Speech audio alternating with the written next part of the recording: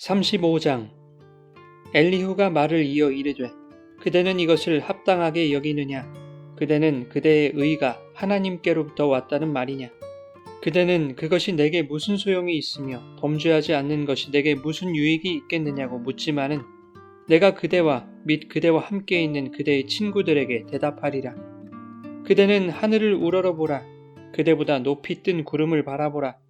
그대가 범죄한들 하나님께 무슨 영향이 있겠으며 그대의 악행이 가득한들 하나님께 무슨 상관이 있겠으며 그대가 의로운들 하나님께 무엇을 드리겠으며 그가 그대의 손에서 무엇을 받으시겠느냐?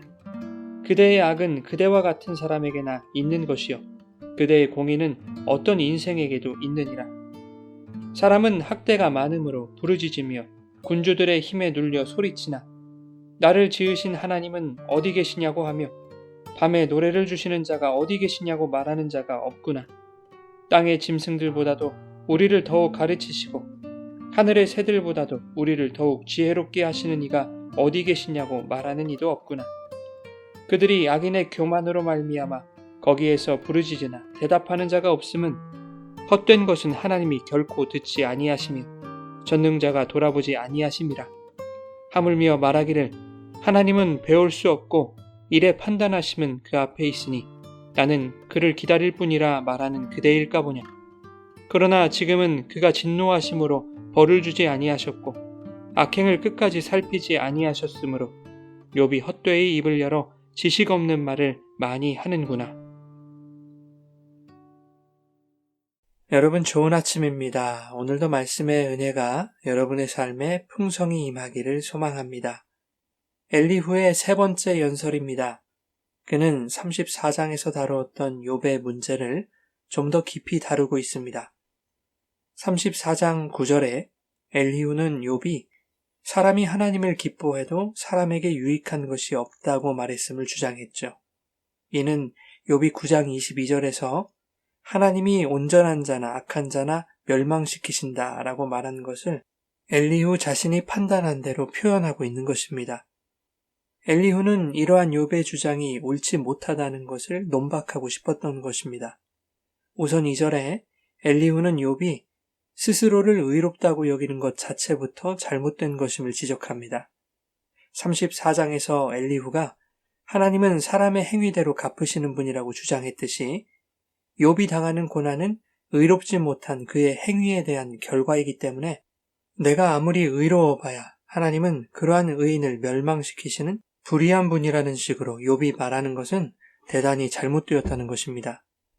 하지만 엘리후는 욥이 말한 의도를 파악하지 못한 것입니다. 욥이 자신을 의롭다고 말한 것은 하나님의 불의를 주장하려는 것보다 자신의 순결을 호소하려는 의도가 강했던 것이죠. 또한 하나님이 온전한 자나 악한 자를 멸망시키신다고 말한 것은 하나님에 대한 원망 섞인 표현인 것은 사실이지만 하나님이 왜 순수한 나에게 고난을 주시는가에 대한 영혼의 깊은 고뇌에서 나오는 질문이었던 것입니다. 그 질문에 대해 하나님이 대답해 주시기를 바라며 하나님과 소통하기 원하는 간절한 몸부림에 가깝습니다. 그러나 엘리후는 이러한 욥을 하나님보다 자신을 의롭다 여기는 교만한 자로 규정하여 욥 당신과 같은 죄인이 크고 높으신 하나님의 공의로운 행사를 유익하다 무익하다 판단할 수 없다는 것을 주장하고 싶었던 것입니다. 그래서 3절에 이렇게 말하죠. 그대는 스스로 의롭다고 여기는 것이 자신에게 무슨 소용이 있으며 범죄하지 않는 것이 무슨 유익이 있겠느냐고 묻는데 이러한 태도는 옳지 못한 것이라고 책망합니다. 하나님이 인간의 행위에 영향을 받지 않는 분이라면 굳이 의롭게 살려고 노력하거나 죄를 지었다고 염려할 필요가 없다는 것으로 욥의 말을 이해한 것입니다. 하지만 욥이 7장 20절에서 사람을 감찰하시는 이여 내가 범죄하였던들 주께 무슨 해가 되나이까 라고 말했던 것은 고난을 당하고 있는 현실에 대한 푸념이었지 내가 어떻게 살든지 그것이 하나님과 무슨 상관이냐는 태도는 아니었습니다. 그러나 엘리후는 이러한 욥의 태도를 하나님에 대한 도전으로 해석해버린 것이죠. 그는 욥이 당한 고난의 크기를 알 수 없었습니다. 욥의 고난이 자기 경험으로 이해되지 않기 때문에 욥의 마음과 입장을 헤아리기보다는 신학의 잣대로 날선 비판만 하게 된 것이죠.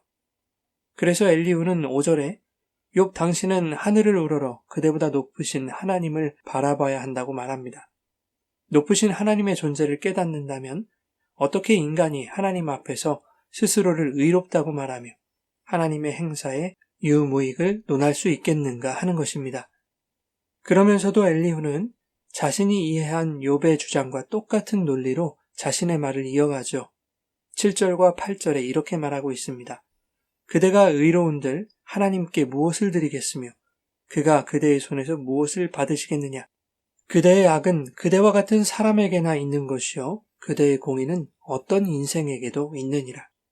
결국 엘리후는 욥의 말을 자기 마음대로 해석하여 욥을 비판했던 동일한 주장을 자기 주장으로 펼치는 자가당착에 빠진 것입니다. 그러면서 14절 이하의 욥에 대해서는 자기가 하는 말이 무슨 의미인지도 모르면서 짓거리는 감정적이고 경솔한 사람으로 치부해버리고 있는 것입니다. 엘리후의 주장은 틀린 말은 아니었습니다. 하나님은 크고 위대한 분이시기에 인간의 선한 행위나 죄악에 아무런 영향을 받지 않으시는 분이 맞습니다. 또한 욥이 아무리 자신에게 일어난 고난에 대하여 하나님께 불평하고 자기의 의로움을 주장해도 하나님이 주권적으로 행하시는 일에 어떠한 영향을 주지 못한다는 것도 사실입니다. 사람이 범죄해도 하나님께 손해를 끼칠 수 없고 선을 행하여도 하나님께 유익이 되지 못한다는 것입니다. 그러므로 8절에 인간의 행위는 인생들에게만 영향을 끼치게 된다는 말도 옳습니다. 하지만 엘리후가 간과한 것이 있습니다. 하나님은 인간의 선악이나 그들의 행위에 영향을 받으시는 분은 아니지만 당신의 백성들에게 특별한 관심을 가지고 그들의 삶에 주목하신다는 것입니다. 끊임없이 당신의 사랑을 쏟으시며 그들이 하나님과 인격적인 관계를 이루며 살아가게 하시려고 우리에게 당신의 주권을 행사하시는 것입니다. 때로는 어르고 달래시기도 하고 때로는 징계하시기도 하며 귀한 자식 매 한 대 더 때려서라도 좋은 길로 가기를 바라는 부모의 마음으로 당신의 자녀들을 대하시기도 하는 것입니다. 그 아버지의 마음과 의도를 이해하지 못하여 때로는 원망하고 불평하며 온갖 의문과 질문들을 쏟아내지만 그것은 정죄받아 마땅한 불의함이 아니라 오히려 하나님을 알아가게 하시기 위해 인격적인 관계 안에서 하나님이 허용하신 은혜와 배려라는 것을 엘리후는 알지 못한 것입니다. 하나님은 원망과 불평을 통해서도 도무지 이해할 수 없는 의문과 질문을 가지고서라도 하나님께 다가오기를 원하시는 분입니다. 이것이 바로 하나님의 크고 높으심입니다.